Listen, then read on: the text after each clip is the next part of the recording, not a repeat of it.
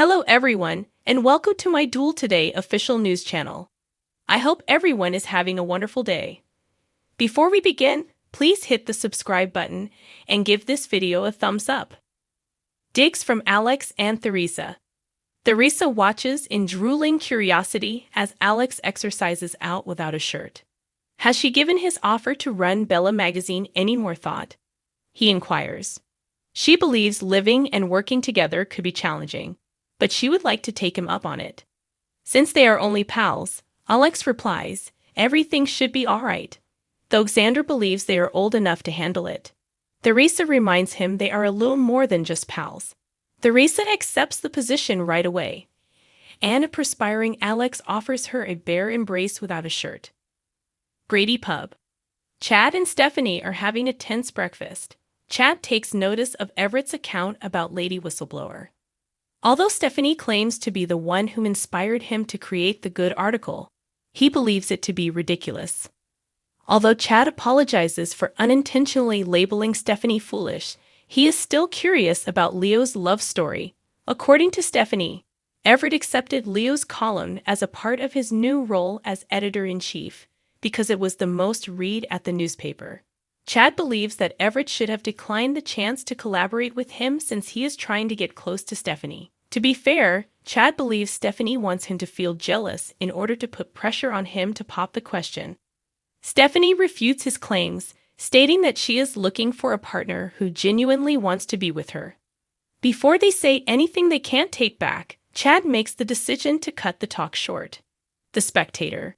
Xander calls Sarah, and Everett is happy with his story.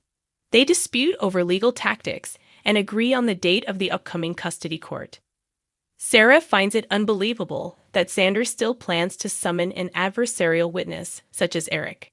Regarding all the lies they have both told, they argue back and forth.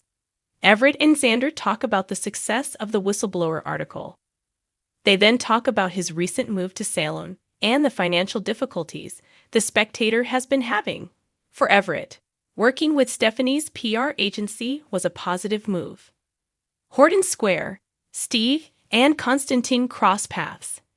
When Steve teases him about getting the tablecloth from Saxton's, he says he's going to pick up some breakfast goodies for Maggie. Steve is curious about his activities. Steve claims to have discovered the price tag on the present he gave Maggie, claiming it to be a family treasure. In an attempt to cheer Maggie up, Constantine acknowledges that he lied to her. Steve promises not to inform Maggie, but he forbids him from playing games with her any longer, and Constantine walks out. Maggie enters Kyriakis' mansion after Sarah ends her call with Xander. She asks Maggie to monitor Victoria so she may leave for work and the courtroom. Maggie is on board since she will seize any chance to spend time with her granddaughter. Maggie asks Sarah what kind of gift she would like to get Constantine, and this makes Sarah hesitate a lot. Maggie extends an invitation to Constantine to stay for as long as he pleases. As Sarah talks, Constantine hears her worries about how close she's becoming to Victor's old acquaintance. Maggie believes Sarah is being overly cautious, while Sarah believes he might be hiding something.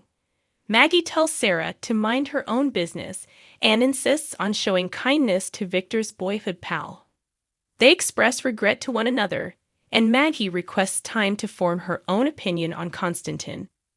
Sarah grudgingly accepts, and they share a hug before she heads off. Steve shows up at Marlena's penthouse to speak with John, and they discuss the possibility of getting Marlena and Cadel out of town. Steve believes that they should look into Constantine more thoroughly. Steve explains to him about Victor's boyhood buddy and the reasons behind his suspicions. John questions whether Steve's relationship to Victor is causing him to overanalyze the circumstances. Steve informs John that Constantine is the only one who knows about the relationship.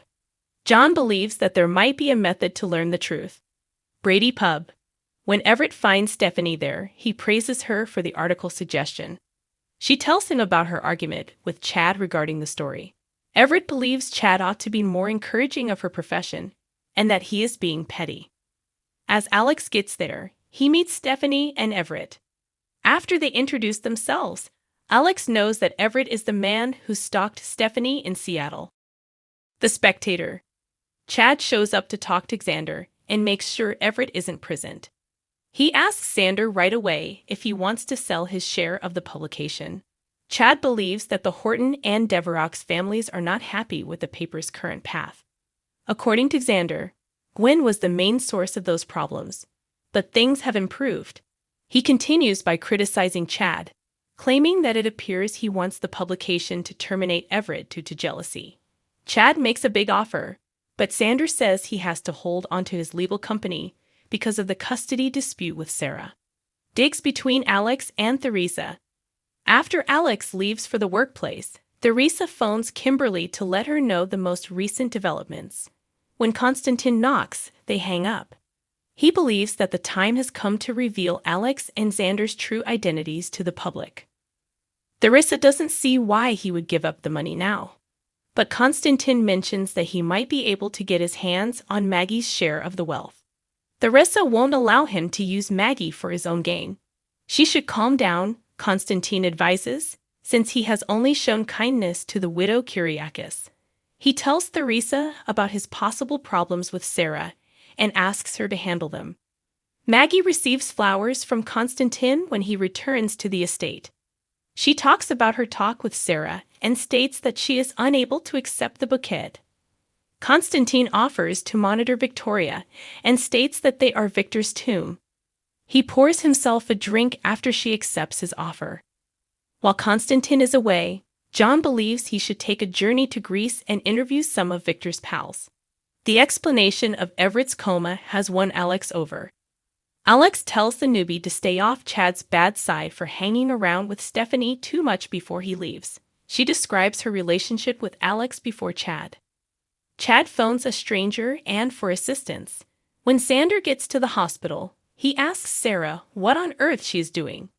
When Theresa gets there, she encounters Konstantin. As they both glance at Victoria's cot, Konstantin gives her the go-ahead to take the child. Slum is aware that Nicole is the parent of this child, otherwise she would have discovered it anyhow. Withholding the truth about his child from Eric is unfair. Even though Eric is raising his son, he doesn't realize that the child is actually Nicole's or his own. He thinks he adopted the child. Will Eric start to notice things about this baby that make him think something is wrong? Melinda Trask will intervene and take advantage of this. After all, even if Nicole is suffering, EJ is also affected by this. When Sloane receives the baby, she'll probably give Melinda a call. After all, both Dimitri and Leo are aware that Nicole is the parent of the child. Unless they are forced to, they are unlikely to inform anyone where the infant is. Naturally, Melinda is putting herself and Sloane at risk of going to jail, especially in light of her recent plans to bribe a physician to declare Nicole's baby dead. Will Melinda ultimately prove to be Sloane's undoing and be able to get them both imprisoned for kidnapping? Will Eric be able to give Nicole their son instead of EJ's at last? Thanks for watching if you like this video, so please don't forget to subscribe my channel and don't miss any update.